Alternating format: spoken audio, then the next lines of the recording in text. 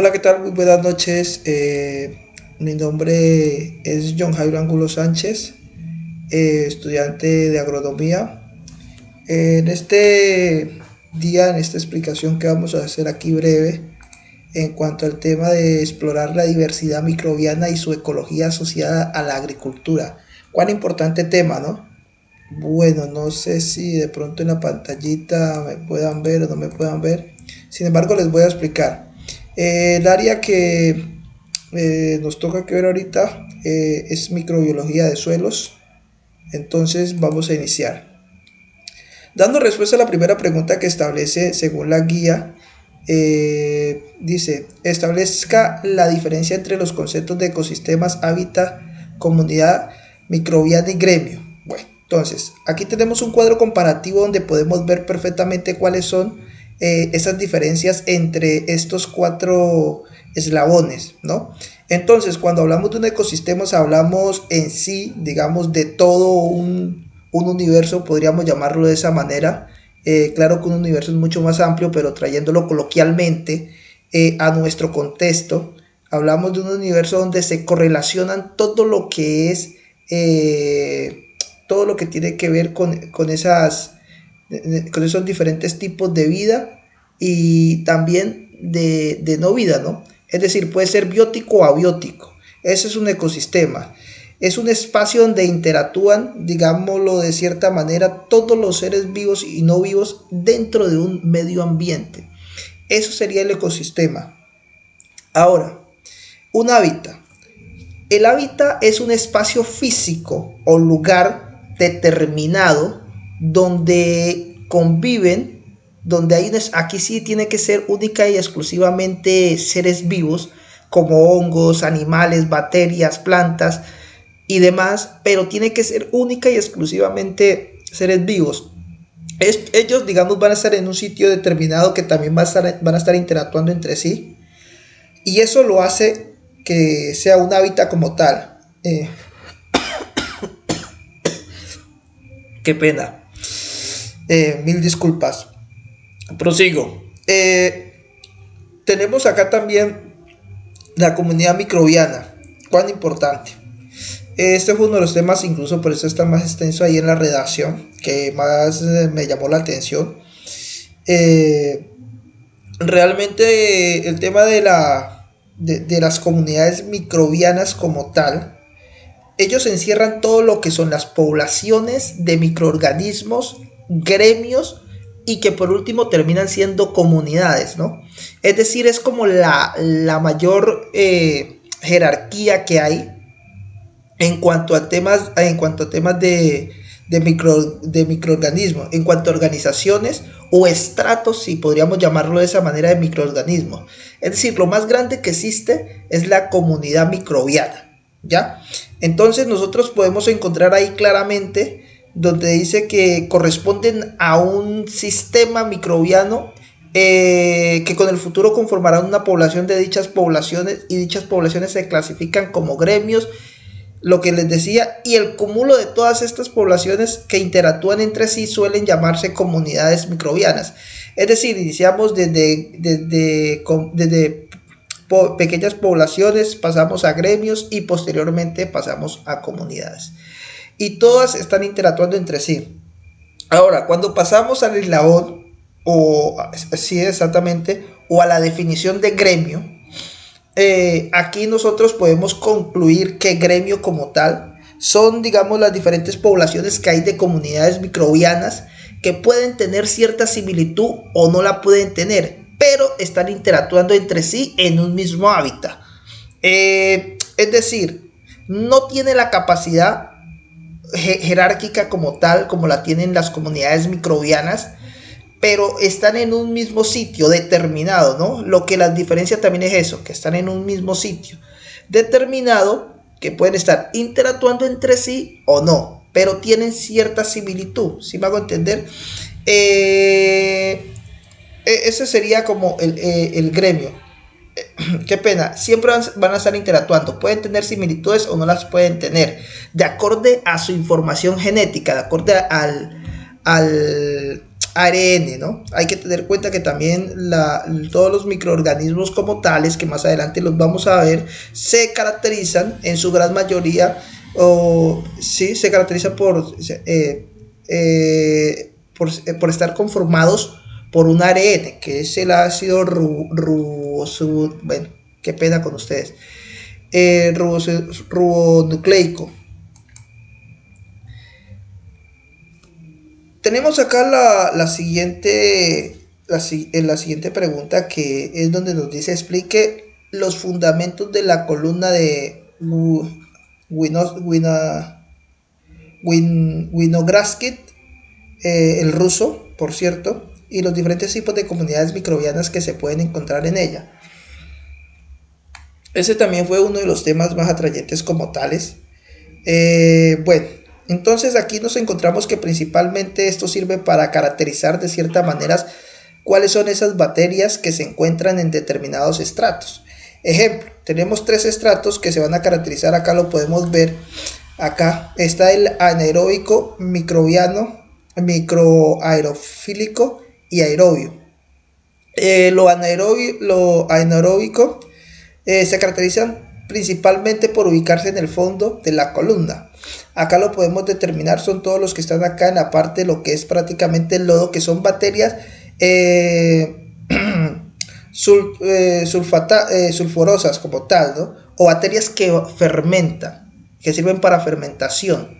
Estas siempre se van a ubicar en la parte de abajo. Ahora tenemos en la parte intermedia la parte de zona de microaerofílica, donde se encuentran aquellas bacterias que no tienen, digamos, ese componente de azufre como tal, y se caracterizan por ser normalmente púrpuras, entre púrpuras y rojas, ¿no? Estas bacterias normalmente están en el suelo o se caracterizan de acorde a su color púrpura, y estas nos sirven para la generación de energía. Por lo general reaccionan ante la luminosidad, y tenemos también digamos en la parte alta tenemos a las que se ubican en la parte de anaeróbico. Qué pena, en aerobio. Aquí encontramos microorganismos de varios tipos, los cuales son superficiales y que por lo general se encuentran en ambientes como lagos, ríos, lagunas, estanques, entre otros. Entonces podemos observar por lo menos que aquí encontramos bacterias que son de oxidación, ¿no? Precisamente que se componen, digamos, o que de cierta manera mandan o tienen cierta correlación con el tema de azufre. Estas bacterias principalmente me sirven para generar una capa de oxidación en la parte superficial, ¿ya? Para eso me sirve a mí esta columna de Winogradsky, que realmente, digamos, fue una de las principales fuentes o de cómo poder observar de cierta manera el comportamiento de la vida microbiana, ¿no? Aunque hay otros estudios que lógicamente van más atrás, pero este fue como, digamos, esa principal manera que nos permitió lograr cómo podemos clasificarlas. Si bien es cierto, las comunidades microbianas, digamos, o lo que se ubica en el suelo como tal, son aquellas, digamos, pequeñas bacterias, podemos definirlo también, o esos microorganismos, hablemoslo de esa manera, bacterias, hongos, que se encuentran en el suelo. Estos, digamos, de cierta manera en algún momento me sirven de beneficio al suelo, es decir, me ayudan a descomponer toda la materia orgánica que va cayendo, es decir, toda la hojarasca, todos los desechos orgánicos que llegan al suelo. Entonces hay muchas bacterias benéficas que me ayudan a descomponer, y es lo que esa descomposición de esa materia orgánica es la que en últimas me sirve para que haya nutrimento para el suelo, ¿ya? Cuán importante la existencia de microorganismos en el suelo. También se debe tener en cuenta que hay unas que reaccionan de acorde a, es decir, a la exposición de luz, a la exposición de temperatura, a la exposición de oxígeno, bueno, y en fines. Ejemplo de ello, si hablamos de microorganismos como tal, hay una que se llama precisamente microorganismos eficientes. Ellos tienen una capacidad de resistir a la temperatura, a altas temperaturas, ¿no? Entonces estos están, digamos, basados en esas condiciones, y lo que hacen es prácticamente atacar a todos los patógenos que se encuentran en los abonos orgánicos o en los suelos, ¿ya? Y precisamente están para ello. Entonces hay diferentes tipos de microorganismos, bacterias como tal, que me ayudan o que están para eso, ¿no? Y que me ayudan también a dar fuentes de energía y de igual manera a enriquecer todo el ecosistema, todo ese suelo que nosotros tenemos, de cierta manera. Es bien importante también tener en cuenta aquí, en este paso, los microorganismos se han clasificado históricamente en 5 reinos, principalmente, digamos, lo que fue Whittaker, Margulis y Schwartz, alemán, sueco, que diga qué pena.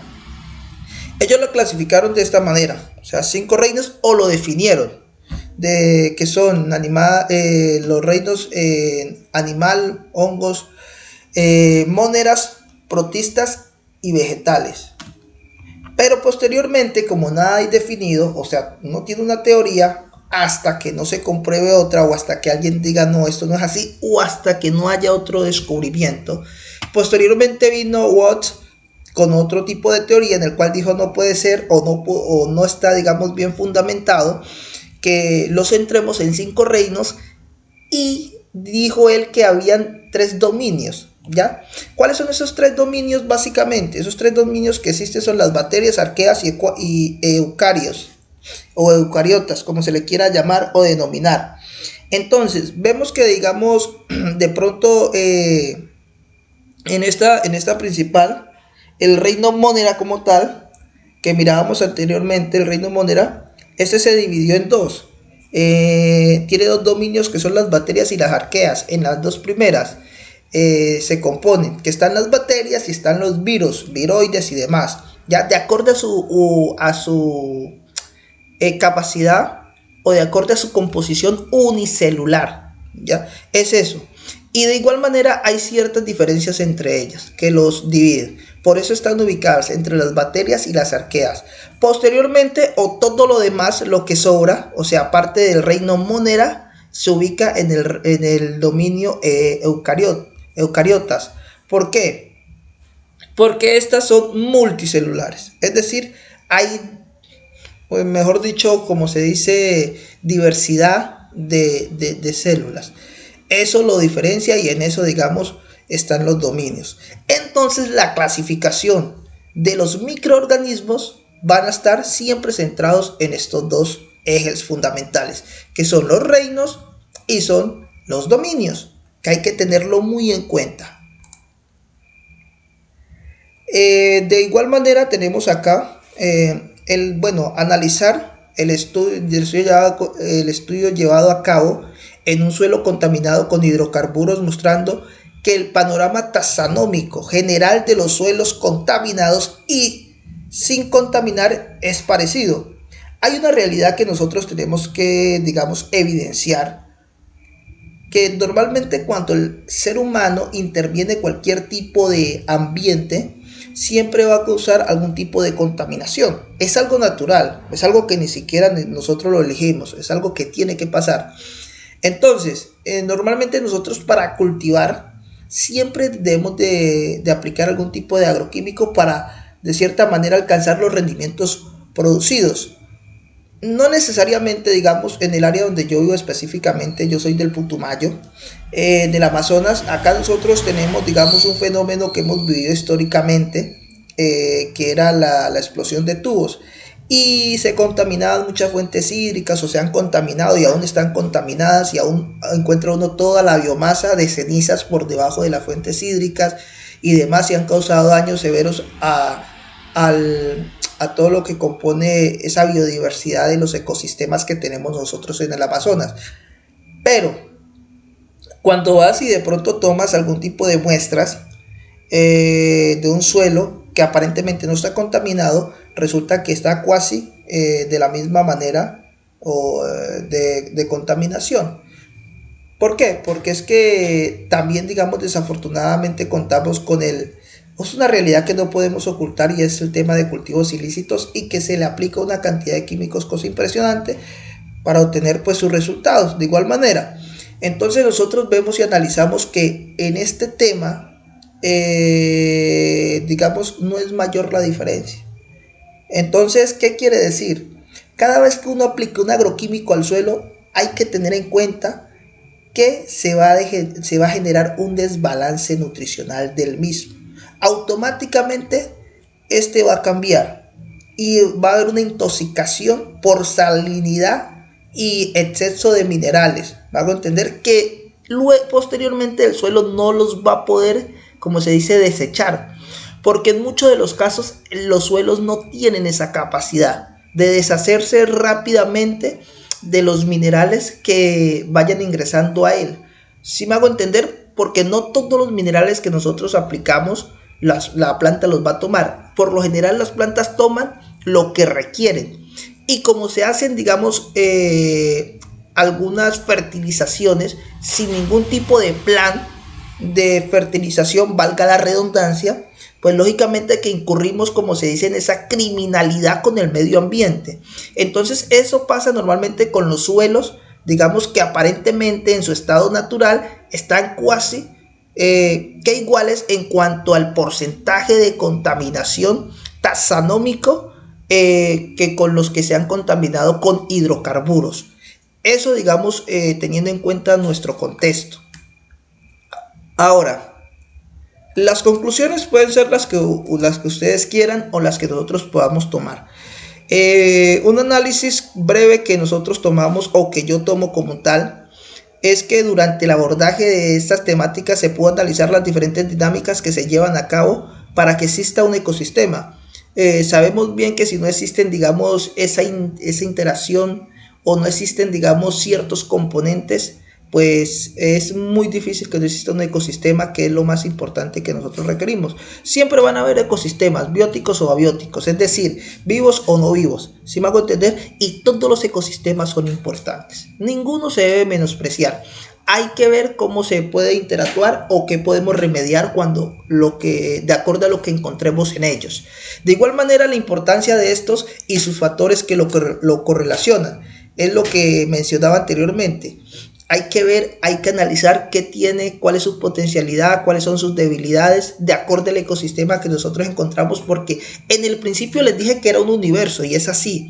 Entonces hay que ver de qué manera nosotros, si existe alguna debilidad o existe algún factor que nosotros podamos ver, que podemos, como se dice, remediar, entonces vamos a entrar a interactuar, siempre de manera responsable. Por eso está el tema de la ecología, que es el equilibrio de cierta manera que le podemos dar nosotros a los ecosistemas y es lo poquito que le podemos devolver también al medio ambiente, que en últimas es lo que nos sostiene. Y la influencia que tienen los microorganismos en los diferentes tipos de ambientes, como biomasa microbiana. Caramba, si no existen microorganismos, pues prácticamente no va a haber esa fertilidad del suelo y no va a haber también, digamos, vida. Porque si analizamos desde hace, en más de 30.000 millones de años, no, más de 3.000 millones de años, creo que se analizaron las primeras formas de vida que fueron precisamente por bacterias, ¿no? Por microorganismos. Prácticamente no los observó el ser humano, sino que hay hallazgos que desde esa época, digamos, viene, como se dice, esa evolución. Es decir, la principal, digamos, o lo principal que se tiene desde el punto de vista científico es, digamos, la actividad microbiana en los diferentes ecosistemas y es lo que compone o es lo que de cierta manera hace de que exista vida, ¿no? Respetando todos los criterios y todo lo que se tenga, ¿no? Primero pues nuestro creador y posteriormente la dinámica del mundo que se viene dando. Eso sería todo. Muchísimas gracias, muy amables. Creo que me pasé del tiempo, eran 10 minutos. Bueno, van 20. De todas maneras, muchísimas gracias, muy amables.